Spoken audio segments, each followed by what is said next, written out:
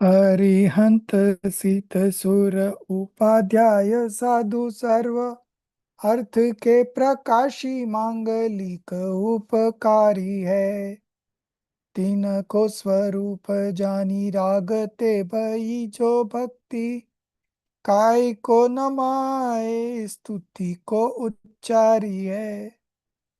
धन्य धन्य तुम्ही से एक आज सब आज भयो कर चोरी बारंबार वंदना हमारी है।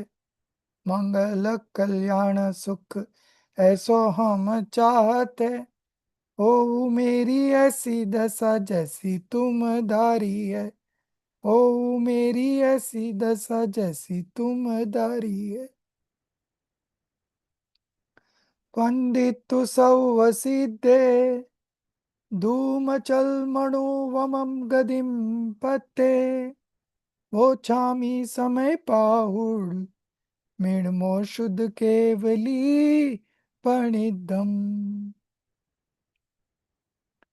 नमः समय साराय स्वानुभूत्या चकासते चित स्वभावाय भावाय सर्वभावांतर चिदे।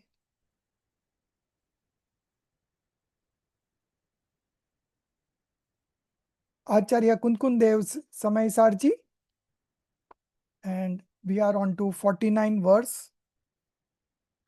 Very important verse from the perspective of practicing discriminative knowledge. Okay, so we'll read the Sanskrit and the Hindi Gatha and then we move on. You were there right on the topic only. From there only we are going to start and then move forward. Okay, so that was correct. I'll just read the Gatha. Arasmaruvam gandham avaktam chedina gunamasaddam jani alinga gahanam jivam niditta santanam chaitanya gunamai atma अव्यक्त अरस अरूप है।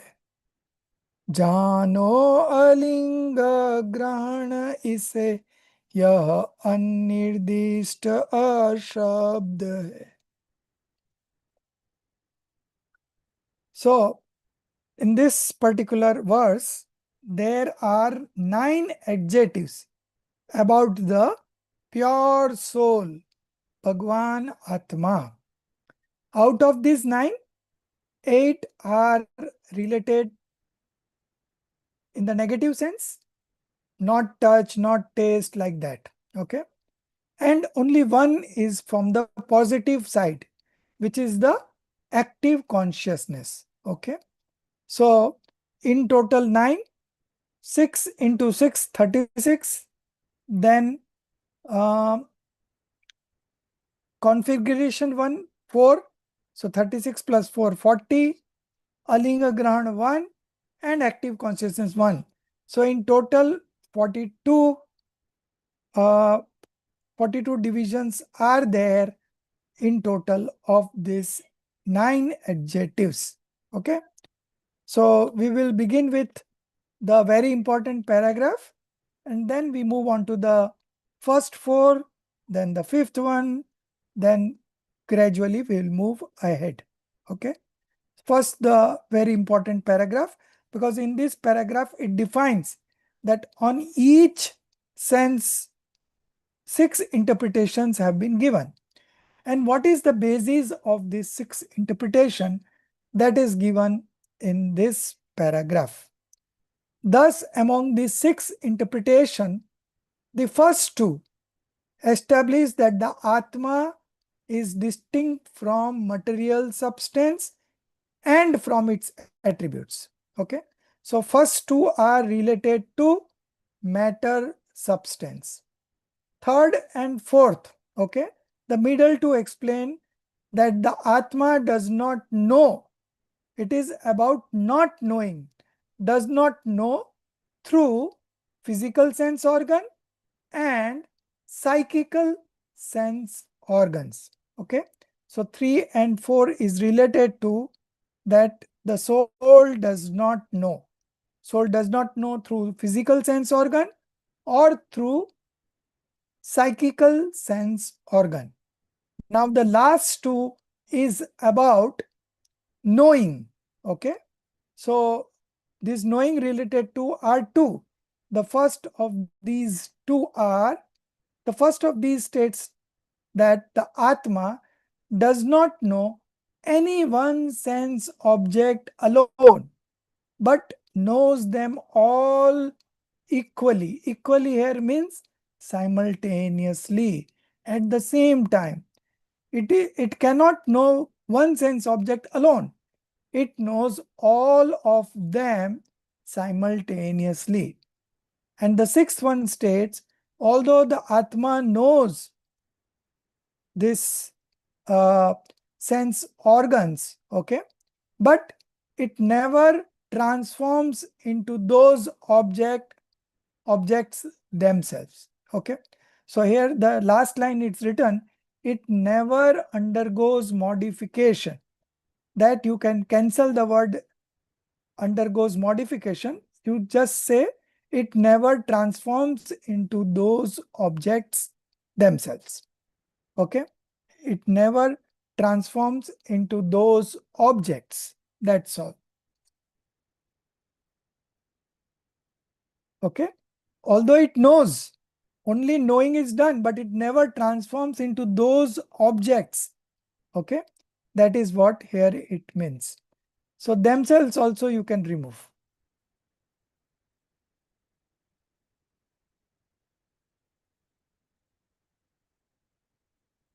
Okay. Fine. So now we'll see the description. Come towards page number,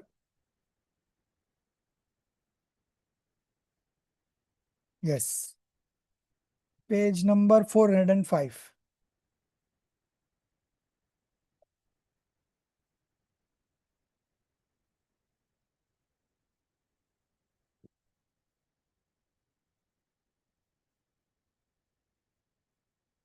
Yes, yes.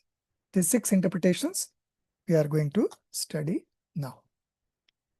In the first interpretation of these 4 attributes, okay, touch, taste, form, smell, touch, all are similar. So we will discuss only one, although here all the 4 are discussed.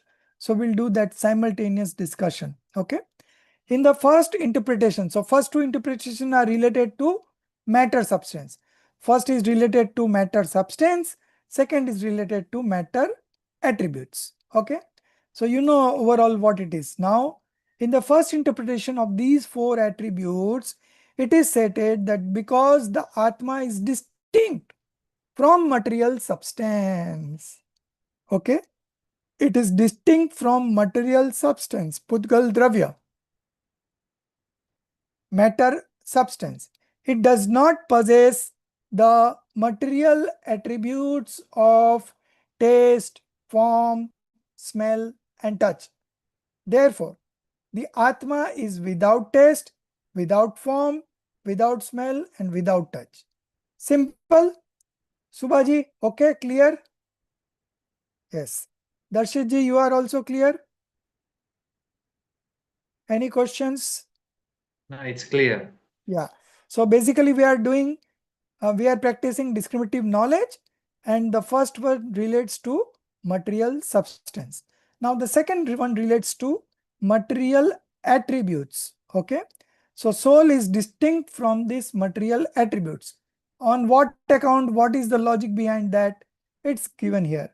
In the second interpretation, it is stated that because the Atma is distinct even from the attributes of material substance, it is itself not possessed of the attribute of taste, not possessed of the attribute of form, not possessed of the attribute of smell, and not possessed of the attributes of touch.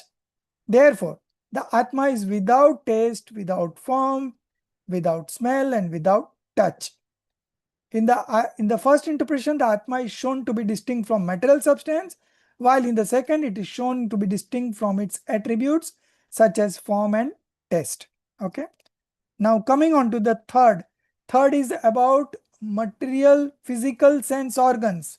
Fourth is about psychical sense organ. Okay. It does not know through material sense organ. It does not know through psychical sense organ. That is 3 and 4. Let's see. The third interpretation now proceeds to establish the Atma's distinctions from the physical sense organs.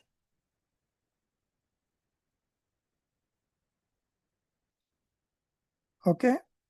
Yes. Physical sense organs, which are modes of material substance. So the first one was material substance itself. Second one was attributes of material substance. Third one is modes of material substance by denying its ownership of matter. Okay. Soul is distinct from matter, two independent substance, no connection. So soul does not uh, uh, so the distinction is very clear. Okay. The distinction from the soul from the physical sense organ. Now the fourth one. Okay. So page number 406. Yes. Now in the fourth interpretation, next paragraph.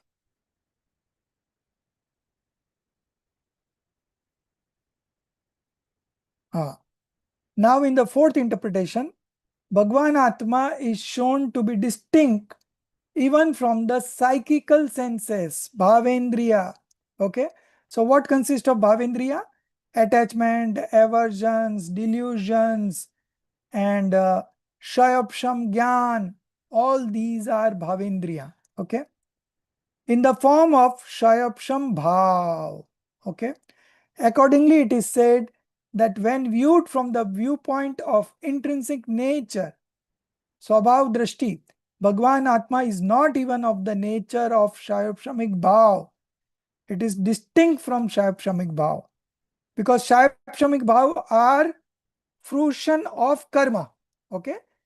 Shayapshamik Bhav has arisen just because of the rise of karma. And soul is completely different from it. Therefore, it does not taste through the psychical sense of taste, does not see form through the psychical sense of sight, does not smell through the psychical sense of smell, does not touch through the psychical sense of touch. Okay. Hence, it is without taste, form, smell, and touch. Now the last two. Last two is about knowing. Okay. So the first one is it does not know one sense subject alone. It knows all the sense objects simultaneously. And the sixth one is it does know all these sense objects, but it never transform into those. Okay. That is fifth and sixth. It is about knowing. So go to the fifth point.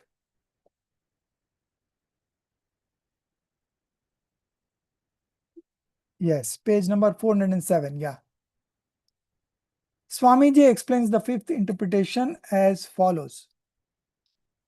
The Atma is a substance of the nature of indivisible knowing. Okay. It cannot know one sense object alone. It is of the nature of indivisible knowing. खंड खंड नहीं होता है, अखंड. Okay. अखंड ज्ञायक भाव, indivisible knowing nature. Okay. It knows the objects of all five senses in an undivided manner. merely experiencing or knowing the object of a single sense is not the intrinsic nature of the Bhagwan Atma. The intrinsic nature of the Bhagwan Atma is to have simultaneous awareness of the knowledge arising through all five senses. Therefore, it does not taste by attaining only the modification of taste perception, that is, by acquiring knowledge of taste alone. Hence, Atma is without taste. Okay.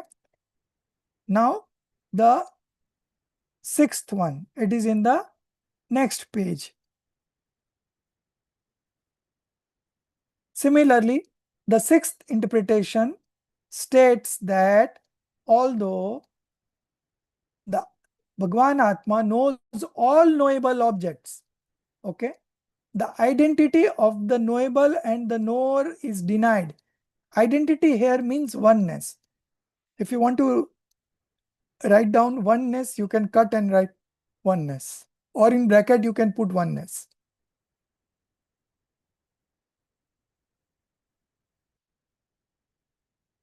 Identity, yes, yes, oneness, yes. Oneness makes more sense. Identity, although identity is also used in the same sense, but by and large we have used identity for recognize. You can पहचानने के लिए, what is your identity? So that means I want to know more about you. But here it is used in the oneness sense. So knowable and knower, gne gnayak, is never becoming one. These are always separate. Okay. So that is denied. Okay.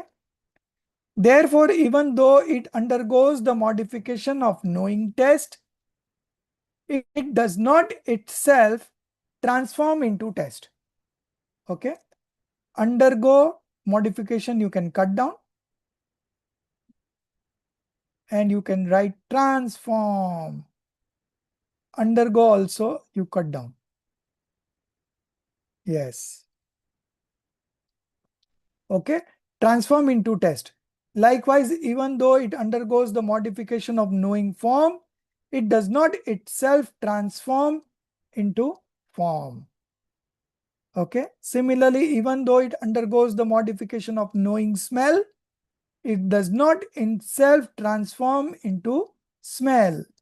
And even though it undergoes the modification of knowing touch, it does not itself transform into touch. Okay. Hence, it is without taste, without form, without smell, and without touch. So, all the six interpretations regarding the first four adjectives have been done. Okay. Now, we will do the fifth one, which is about without sound. Okay.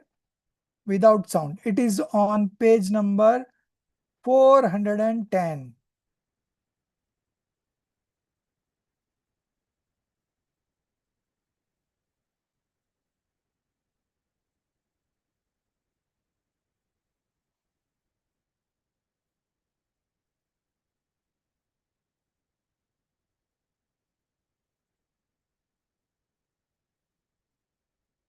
Hmm.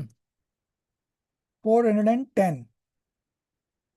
We now turn to the six interpretations of Ashabd, without sound. These six interpretations are to be understood in essentially the same manner as the six interpretations of without form and other attributes. Without taste, without form, without smell, without touch. It is same, okay? Only difference is that whereas in those explanation, the term attribute was used because form and the others are attributes of matter. Here the term mode is used because sound is a mode of matter. Okay. So only word changes is from attributes, it will be used as modes. Okay. In the first interpretation of the attribute, Ashabd, it is stated that because the Bhagwan Atma is distinct from the material substance, it does not possess a sound, which is a mode of the speech producing material aggregate, Bhasha Vargana of matter. Therefore, the Bhagwan Atma is without sound. First interpretation. Second interpretation in a similar line, it is stated that because the Bhagwan Atma is distinct from the modes of material substance, it is itself not a mode of sound. Therefore, it is a Shabd. The third interpretation, it is stated that from the ultimate standpoint, the Bhagwan Atma is not even the owner of material substance. Therefore, it does not hear sound through the medium of the physical sense organ. Hence, it is not sound. Fourth would be, in the fourth interpretation, it is stated that when viewed from the standpoint of its intrinsic nature, Bhagwan Atma is not even of the nature of Shamik Bhav. Therefore, it does not hear sound through the medium of the psychical sense, Bhavendriya. Hence, it is a Shabd. Okay. Then, fifth interpretation states that the Atma does not know sound alone because its intrinsic nature is to know all objects simultaneously, indivisible form. That is the object of all five senses. Therefore, it does not hear sound by attaining only the modification of auditory perception. Hence, it is not sound. Okay, clear?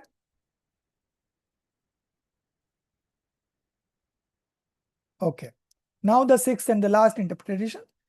The sixth interpretation states that Bhagwan Atma does not indeed know sounds and accordingly undergoes the modification of knowing them.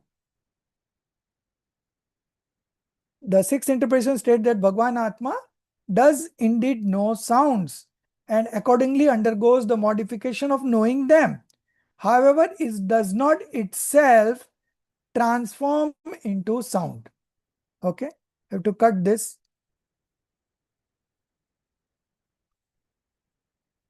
Undergo modification, transform. Therefore, it is not sound. Okay. These then are the six interpretations of the attribute without sound. In connection with them, all that has been explained regarding the without taste, without form, without smell, without touch should likewise be understood. Now we are coming on to the, so we have done so far 4 plus 1, 5 we have done. So now is the fifth. Fifth is about, no, sorry, we have done 5. Okay. Without sound is the fifth one. Now this is the sixth one. Yesterday we could not, there was some confusion regarding pointing, but now this is sixth point. Without definable configuration. Okay. Without definable configuration. It has got 4 points. Okay. Go to the next page, 412. If you want to put the heading, that's it, you can put it. Number 6. You can put down point number 6 in a big capital 6, you know. Yes, good. Okay, so now the next page, 412. There are 4 points here. The first point. The 4 interpretation given by, yes, here. Acharya Amrityendra Dev is likewise confirmed this point. In the very first interpretation, he clearly states that the Jeev cannot be said to possess a configuration merely because of the configuration of the body, which is formed of material substance. Therefore, the Jeev is without a definable configuration. Okay. So, body is entirely a different entity than the soul. Soul does not have a definable configuration. It assumes the shape of the body it acquires. Okay. So, Jiva is without any definable configuration. Okay. There are infinitely many bodies, each having its own configuration, and even a single body continually changes into numerous configurations. Therefore, it is not possible to determine the fixed configuration of the Bhagwan Atma on the basis of them. This is the first point. Second, nor it is possible to define the configuration of the Atma which possesses innumerable space point, a Sankhyat Pradesh, and a fixed intrinsic nature on the basis of the body's ever-changing configuration. Okay. Therefore, the Atma is without a definable configuration. This is Acharya Amrit Chandra Dev's second interpretation of without a definable configuration. In this connection, Swamiji explains, Bhagwan Atma is eternally possessed of innumerable space point, asankyat pradeshi. Okay. This is its fixed intrinsic nature. Okay. The configuration of bodies, such as those of one sensed, two sensed, three sensed, four sensed, and five sensed beings, are variable. Since the Atma resides in infinitely many bodies possessing such variable configuration, it cannot be said to possess any one fixed configuration. Therefore, it is without a definable configuration. Third point.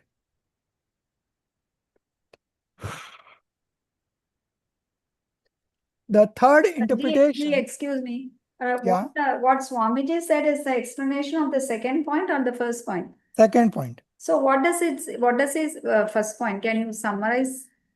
So first it says that the pure soul Okay. is without any definable configuration.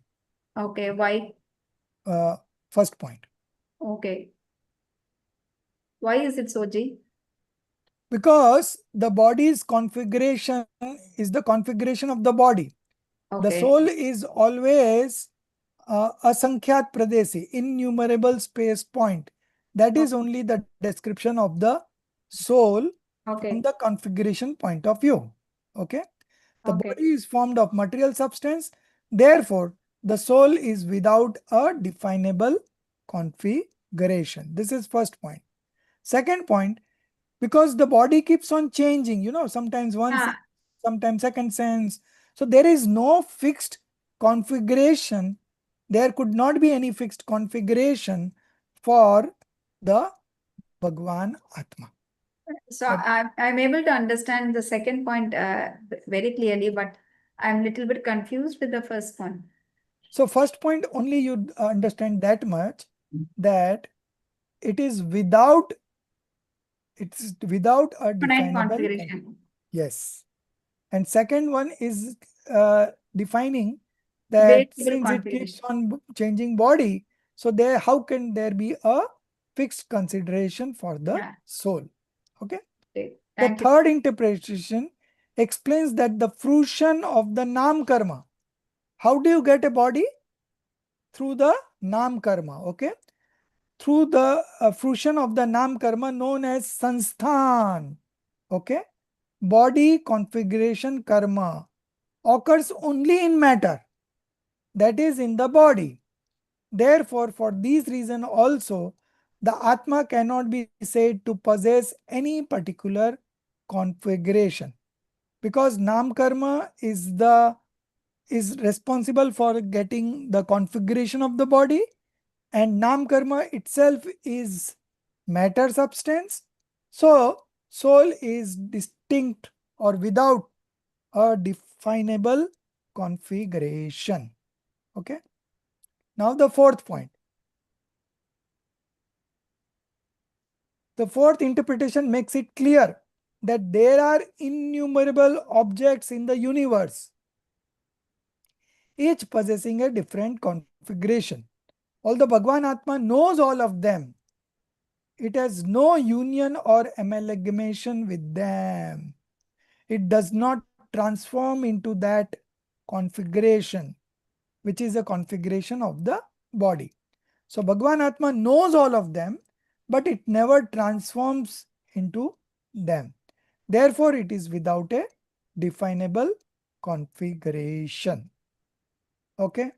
So sixth point is clear.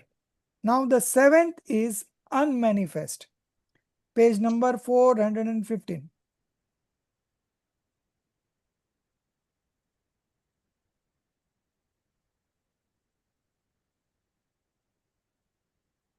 Yes.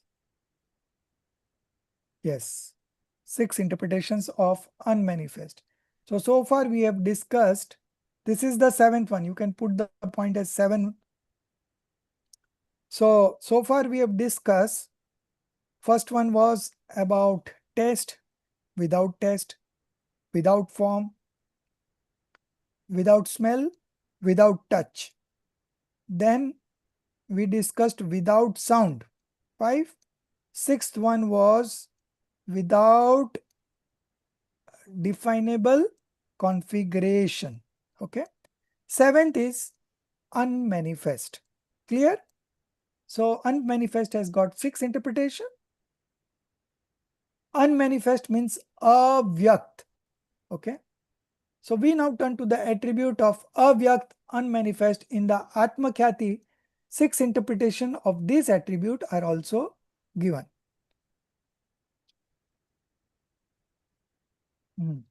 So 1 and 2 are together in the first paragraph. In the first interpretation, the Atma is shown to be distinct from the knowable states, Gne Bhav, and in the second form, the modifiable states, Bhavak Bhav. Okay, in Gatha number 36 and 37. 36 was about Bhavak Bhav, 37 was about Gnayak Bhav. So both these have been used here, okay, in the first 2 points. In the first interpretation, the Atma is shown to be distinct from the knowable states, Gne Bhav, okay. And in the second form, the modifiable state, Bhavak Bhav. So Bhavak is the rise of karma and Bhav is the attachment, aversion, all these sentiments, okay, which are due to the rise of karma. Okay. So the pure soul is different from that Bhavak Bhav. And it is also different from the knowable state, Gne Bhav, like matter, medium of motion, medium of rest, space and time. Okay. And all the souls apart from me are all Gne for me. So it is, the soul is distinct from that. Accordingly, it is said that the universe consisting of the 6 substances is manifest, and the modified states in the form of cycle of passions are likewise manifest. Since Bhagwan Atma is distinct from both, it is unmanifest. Okay. The distinction of the Atma from the knowable objects and from the modified states, such as attachment, has already been explained in detail in the preceding gathas. That is, Excuse me, sorry for asking this very simple question. What does manifest mean? manifest means vyakt, which is presently modified. The present modification is vyakt. So Subhaji is one step ahead of me. She's getting to the questions that I also have. So this manifest is also troubling me because I don't really understand it. So manifest means vyakt. Here it means vyakt. Always we know, like when there is a rise of karma, you should not manifest passions. Okay, we say like that. That means you should not transform into passions. Okay, that is what it means, manifest passion. Here manifest means presence. Manifest here means presence. Okay, so what it says that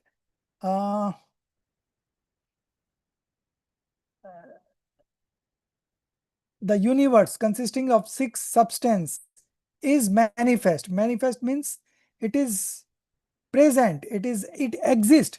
Okay, exist would be a very good word to which is quite near to manifest. Okay, it exists, and the modified states in the form of cycle of passions are likewise manifest. Since Bhagwan Atma is distinct from both, that is, it is distinct from the Gney Bhav and Bhavak Bhav, that's why it is unmanifest. Okay.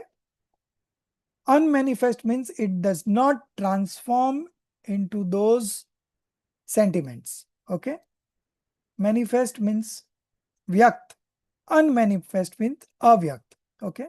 So the manifestation happens in the modification, but the soul is devoid of the modification, so it is unmanifest. Okay. Modification is manifest, soul is unmanifest. Okay. Let's see the third one. You might able to understand here. With regard to the third interpretation of avyakt, Swamiji explains,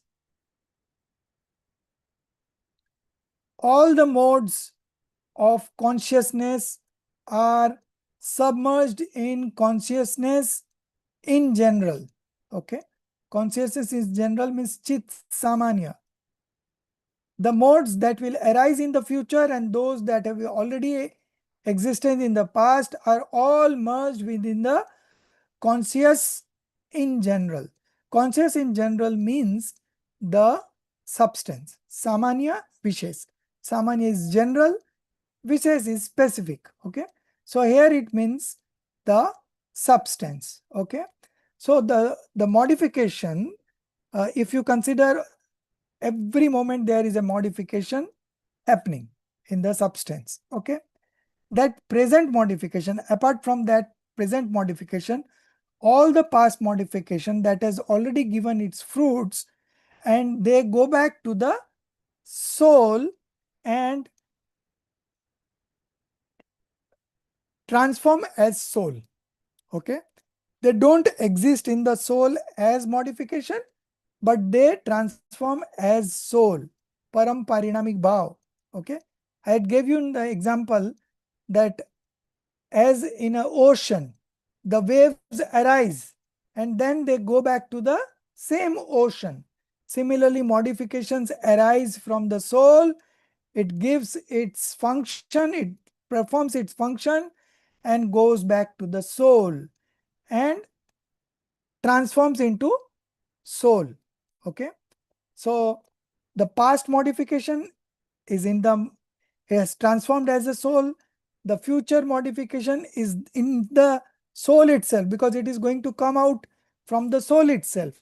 And the present modification is different from the soul because present modification is making the is only observing the soul. Okay. So the present modification is not included in the drashtika vishay. Okay. That we also studied in the seventh verse. Okay. दृष्टि का विषय में वर्तमान पर्याय शामिल नहीं है.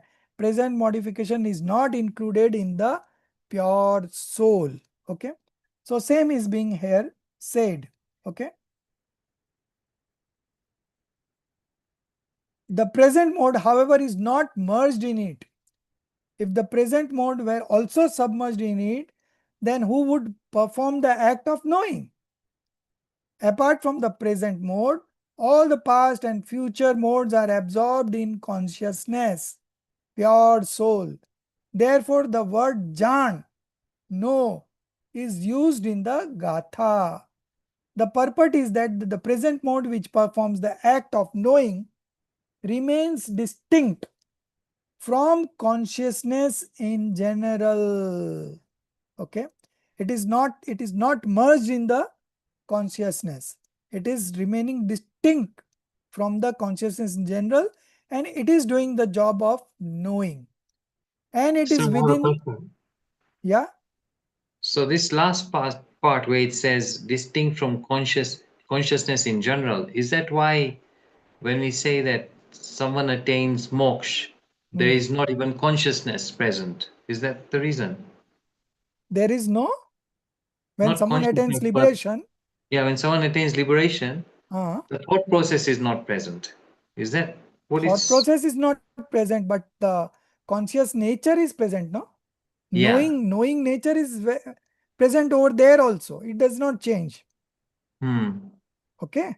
But the thoughts and the conceptual thoughts, these are not there. There is no judgment. No judgment, nothing. Yeah. Only observer, only observer. Okay. Is that why it's saying that it remains distinct from consciousness here? Is that a No, connection? not distinct from consciousness. Consciousness is the nature of the soul. Okay. So consciousness will remain every time. There cannot be soul without consciousness, and there cannot be consciousness without soul. Consciousness means Chetan Swabhav. Chetan means two attributes, knowledge and perception. Okay. So it's an inherent part of the soul. So soul is never devoid of consciousness. Okay. But this, the present mode is distinct from that consciousness in general. Consciousness in general means the substance. Okay. The soul substance. The purport is. I'm not able to actually understand this part. Which part you are not understanding? This part where it says the purport is that the present mode, which performs the act of knowing, remains distinct from consciousness in general. Yes, the present mode is not included. So consciousness in general means pure soul. So the present mode is not included. No, present mode is not included in the present soul. But the past mode comes up to the soul. Past and future are in the form of substance only. They are not existing in the soul as modification. The past have already come and gone. So they have transformed into substance, and the future has not arisen at all. So it is there in the substance as a substance.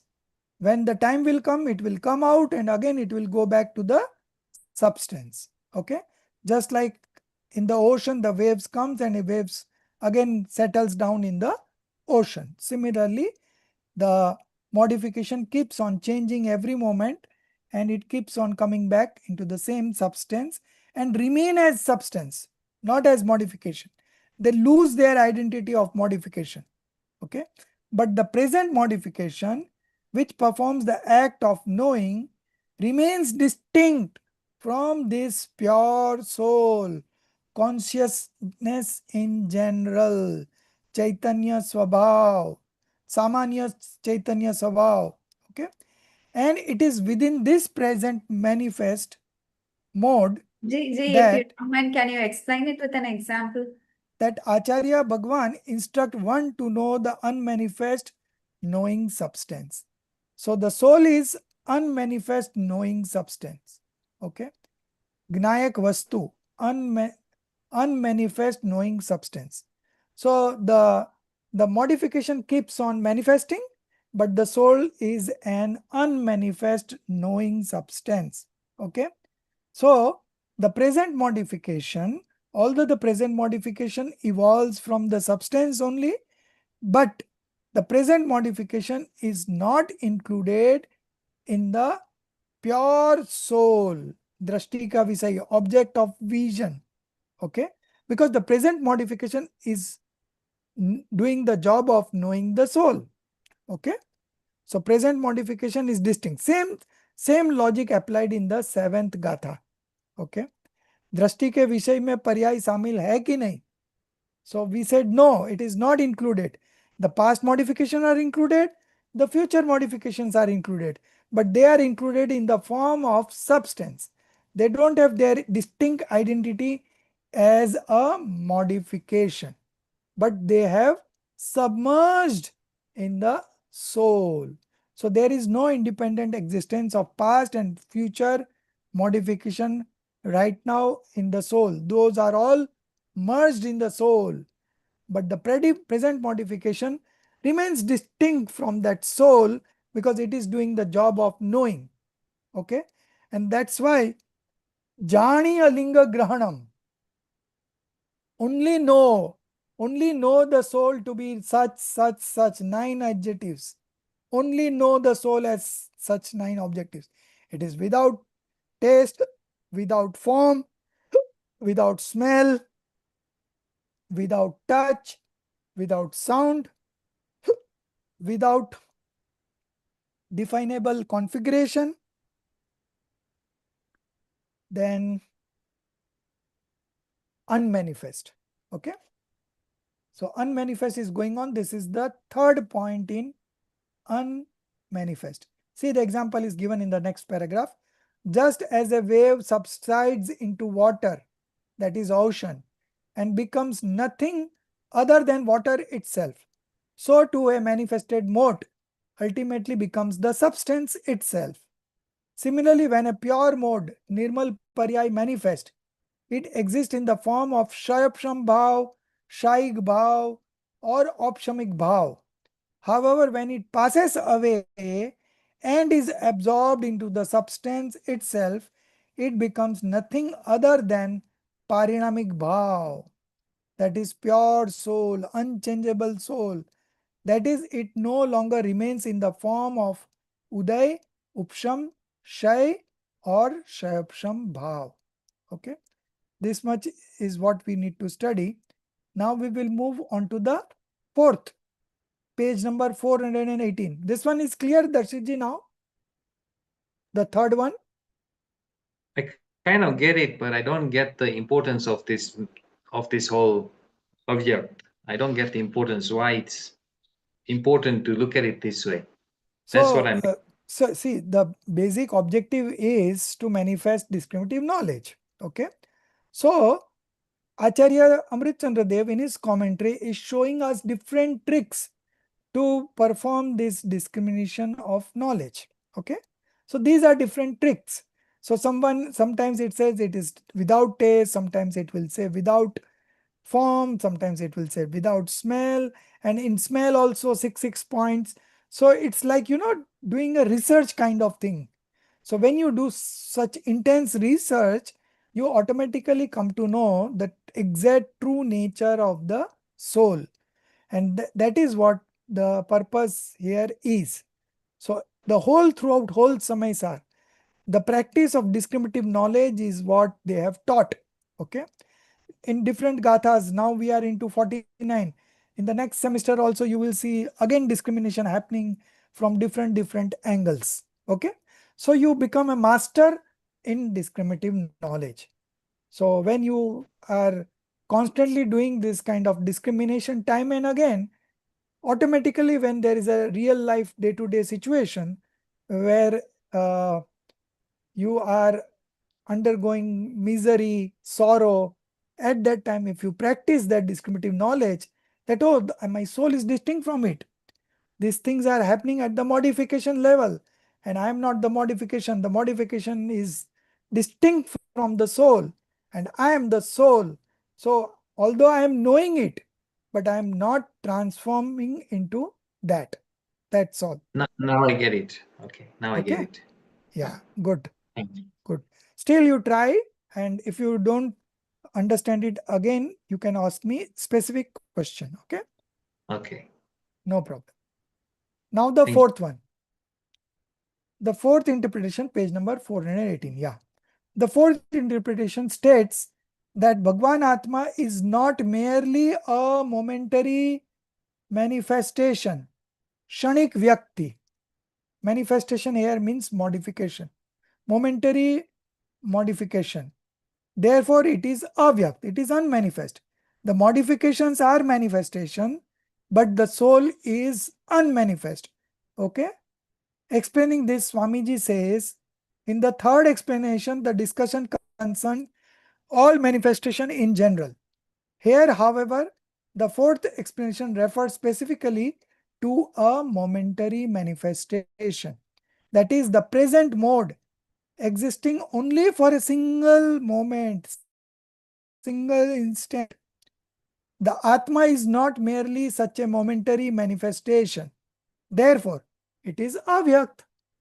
Therefore, it is distinct. Okay. The present modification is of one moment and that present modification is the manifestation, present manifestation. But the soul is not a momentary, or it is unmanifest, avyakt. A mode existing for a single instant is manifest and momentary. When the Atma is the eternal consciousness in general, eternal Trikadi Dhruv, Shuddh Chaitanya Samanya, okay, extending throughout the three divisions of time. How can it be equated with a merely momentary manifest mode? Okay. The purport of this explanation is that since a mode exists only for a single instant, it is not worthy of contemplation or of being taken as one's refuge. Rather, one should take refuge in the one pure, eternal, unmanifest, intrinsic nature, Atma Swabhav, pure soul, okay, which has never been taken as one's refuge throughout beginningless time. So we have never taken refuge in our pure consciousness nature, eternal soul. Okay.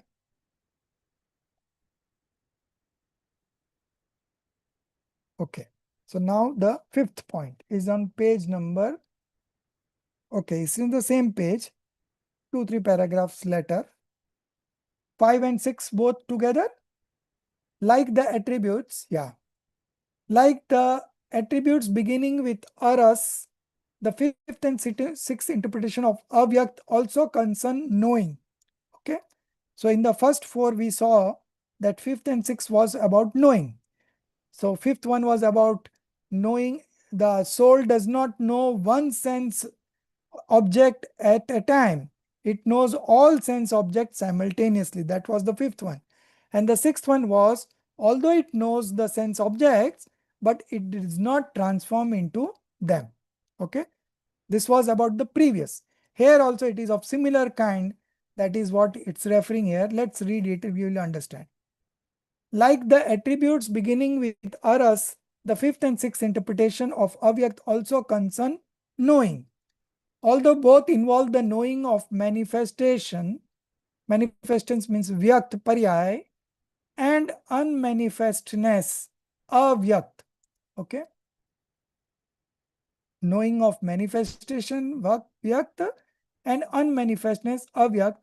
The fifth interpretation explains that the Atma does not know manifestation alone, but knows both together in an integrated manner, consolidated manner. Therefore, it is avyakt. Okay. Therefore, it is avyakt.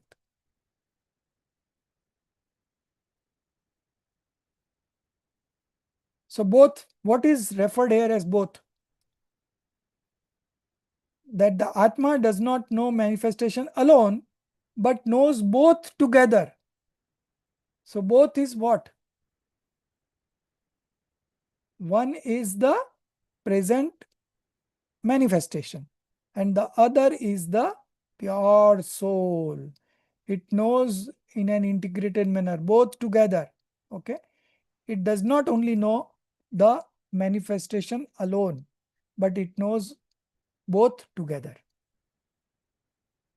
The sixth interpretation explains that although it knows manifestation, it remains indifferent towards it. Therefore, it is avyakt. Okay. It knows the manifestation, the present modification, but it remains indifferent towards it. That means it is not influenced by the present modification. It only knows the present modification, but it remains indifferent, unaffected. Okay. Therefore, it is avyakt. Okay. So the seventh point is complete. Now the eighth and ninth, two are left. Eighth is alinga grahana. Okay. And the ninth is about consciousness. Only one is positive, 8 from negative. This is also negative. Means not. Ling. Ling means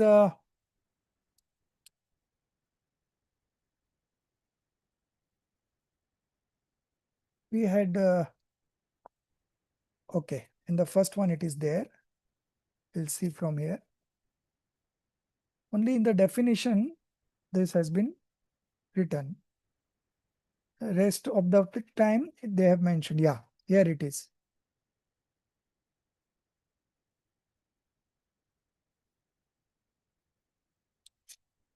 Page number 399. Okay. The meaning of the verse. Without, sorry, seventh one, the eighth one is not apprehensible by any distinguished mark. Alinga Grahan. Not apprehensible by any distinguished mark. A means not, apprehensible means to know, by any distinguished mark. Apprehensible is grahan and ling is distinguishing mark. Okay. Okay. So now we come back to our eighth point, sorry, alinga grahan. We can now come to the attribute alinga grahan. In the pravachans are 20 interpretation of alinga grahan are given. Here, however, it is simply stated that the Atma becomes the object of direct experience. Pratyaksh anubhav. Okay. Pratyaksh anubhuti. Atma becomes the object of direct experience through the power of self-cognizing knowledge. Swa-samvedan gyan. Self-cognizing knowledge. Therefore, it cannot be regarded as an object of inference alone. And it is alinga grahan. Inference means anuman. Anuman means not guesswork. This inference is scientifically based. Okay. And Tattvad Sutra, we had read something on this anuman. Okay. So there we read the steps in knowing the soul. So first one was smruti, then pratyabhigyan. Smruti was memory. Pratyabhigyan was connecting knowledge. Then smriti, pratyabhigyan, tark. Tark was, I think, logic. And fourth one was anuman. Anuman was inference. Okay. This is that inference which is very scientifically based and it is not a guesswork. Okay. So the soul cannot be regarded as an object of inference alone. It is also object of direct experience. Swa-samvedan pratyaksh. Okay. So this is about the eighth point. Swamiji explains that eighth point that we'll read. Darshidi, you read. Here the term direct. Here the term direct, pratyaksh, is used from the standpoint of the experience, vedana, of bliss. The Vedan. Atma, Vedan. Vedan of bliss. Vedan means experience. Okay. Experience of bliss. The Atma directly experiences its supersensuous bliss, Atindriya Anand. Therefore, from the standpoint, it is called direct. There is Right. no difference between a scripturally learned knower, Shrutnani, and an omniscient, Kevalgnani, with respect to the experience of the bliss of the Atma.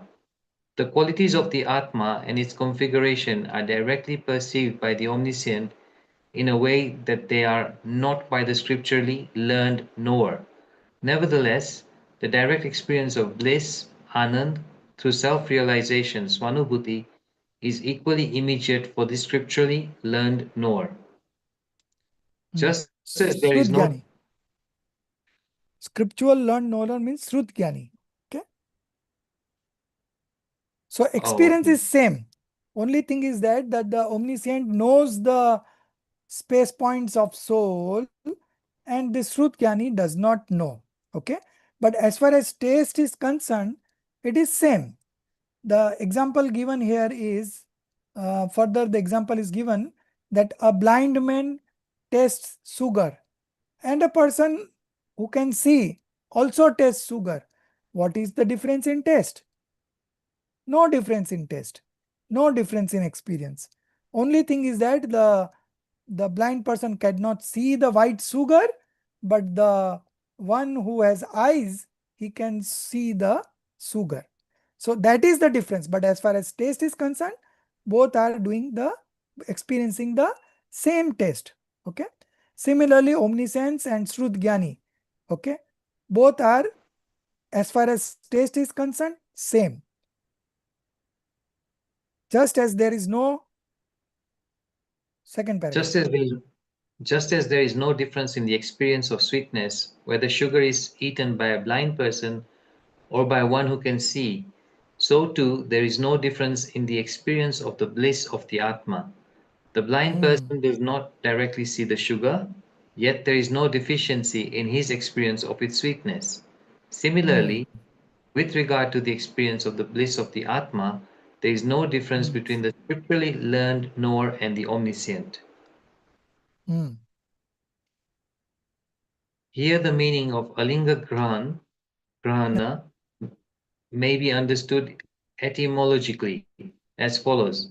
Linga means an inferential sign, and by extension, inference, Hanuman. Grahan means cognition or apprehension, and the prefix a means not.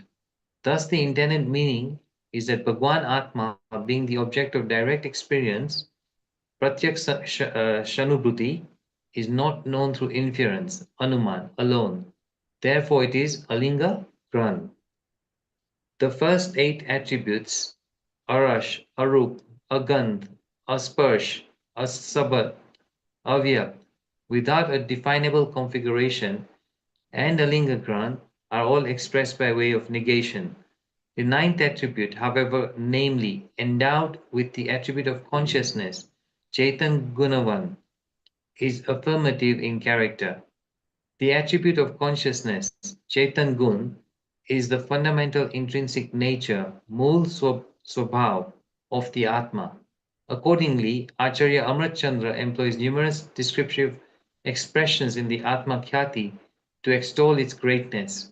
Since these have already been presented in the explanation of the Atma Khyati, there is no need to discuss them further here. Mm. Shall I continue? Yeah, continue. Consciousness. So this one will be the ninth one, right? Yes. Okay. One point, however, deserves special. Excuse me, Ji. Like, Mm. one small doubt. What they are inferring to power of self-cognizing knowledge, Swa Samvedana Jnana, Yes, that is the self experience. Okay. So, self-experience. yeah, so the soul, like the Keval Gyani, omniscience knows the soul's space points. Okay. But the Shrut Gyani, okay, Mati Shrut Gyani, he does not see the soul's space points. But the experience both are doing is same. Okay. So Like they are self, tasting sugar. yeah, right. Okay. Thank you, Ji. Mm. Consciousness. One point, however, deserves special attention. Because the attribute of consciousness, Chaitan Gun, is a unique intrinsic nature, Asadharan Swabhav, of the Atma, it puts an end to all philosophical disputes. In Gathas 39 to 43, 8 kinds of erroneous views, Mithya Vadas, were discussed. And in Gatha 44, the falsity of their respective conceptions of the Atma was demonstrated. Here, by describing the Atma as endowed with the attribute of consciousness, all those disputes are conclusively resolved. At the conclusion of the commentary, it is stated that the one Bhagwan Atma, endowed with these 9 attributes, beginning with Arash, of the very nature of consciousness, Chaitanya, and possessed of pure luminosity, is alone the Jeev in the ultimate sense, Paramat Swarup, abiding in this world as a self-luminous reality, distinct from all that is other, engraved exclusively in oneness. Mm. Tanko Kirna. Mm. This So, concludes chapter so the 49. ninth one, the explanation is very short because Acharya Amrit Chandra Dev has explained in one paragraph. So we'll go back to page number 388 from where we started, There it is explained. Yeah. The Acharya Amritchandra Dev's commentary. So it is 400 and 404.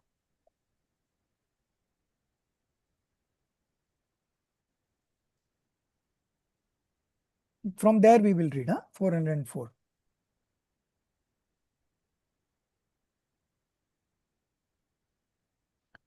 The attribute of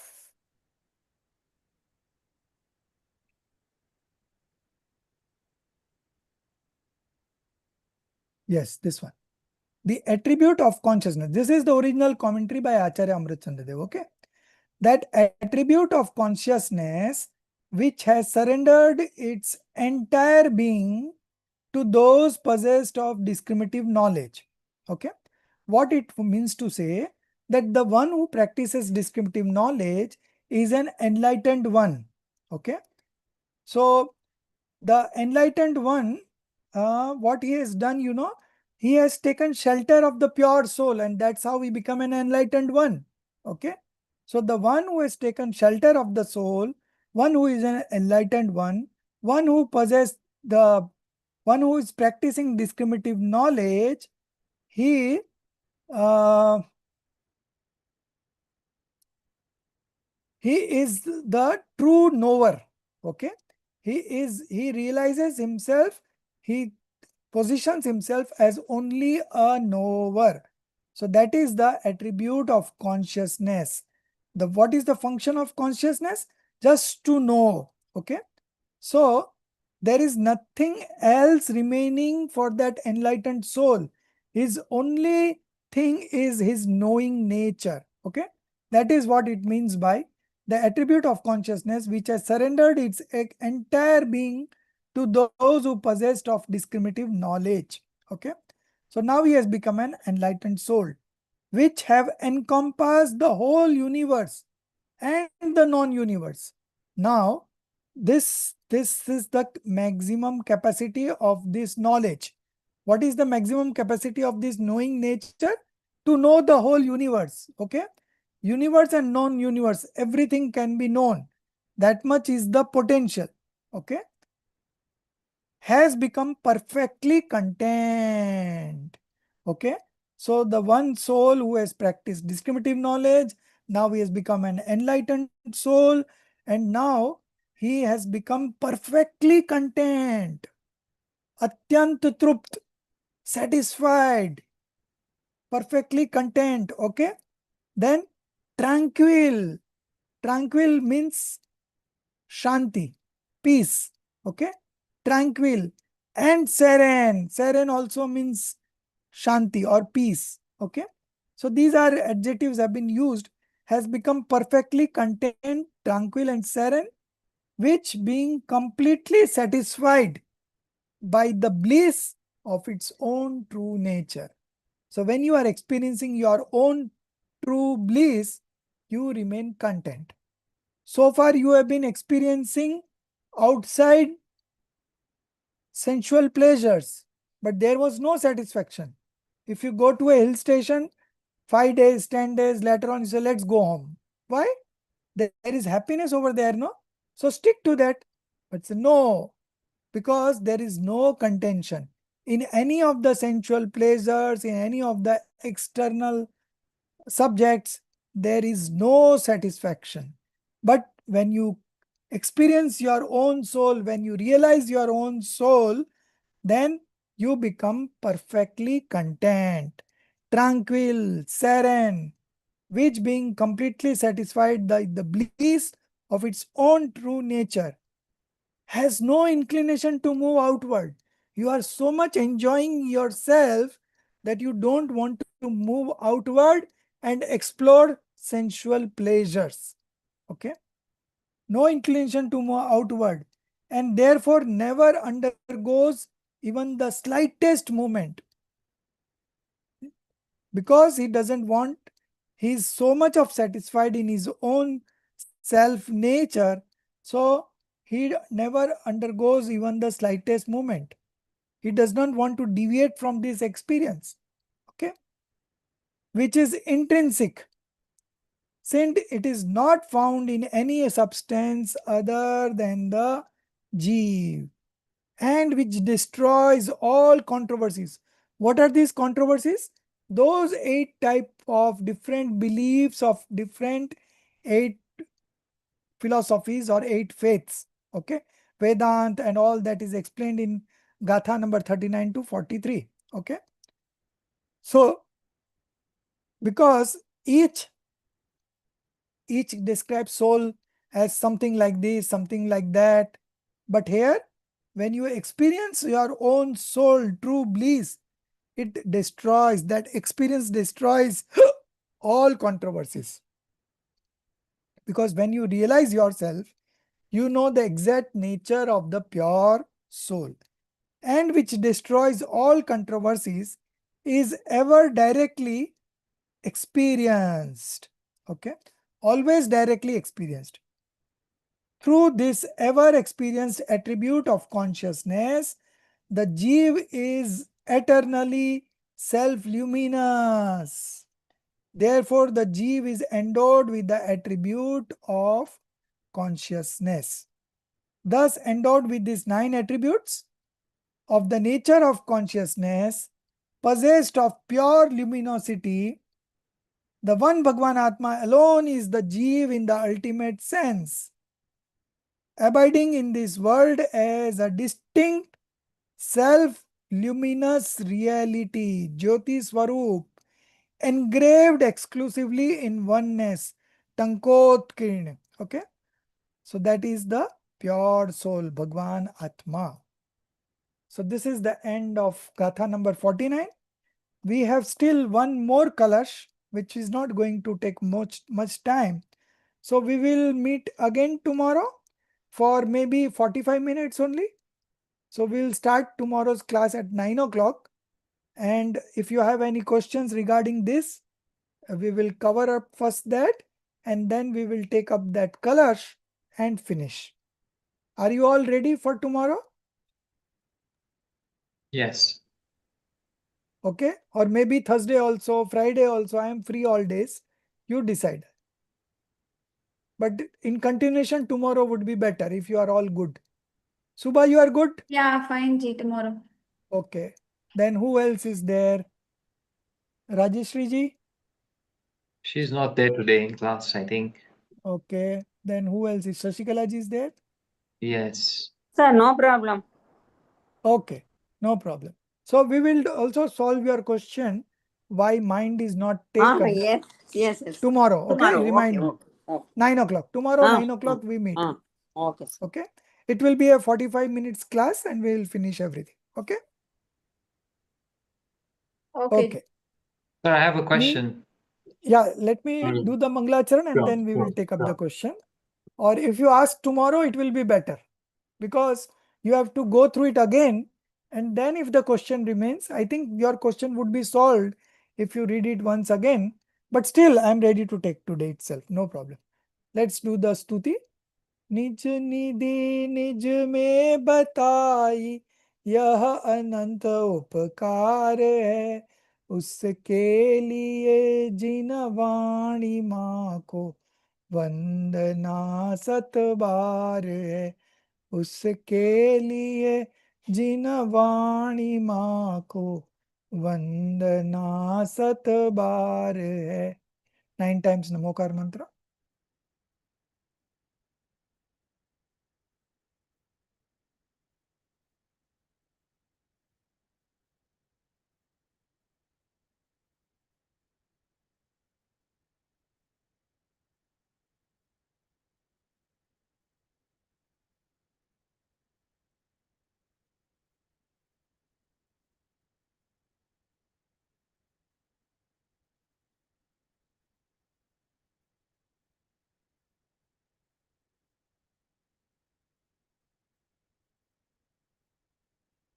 बोलो द्वात संगमी जिनवाणी माता की जय. धन्यवाद जी. जय Jinendra. Yeah, ask Darshi.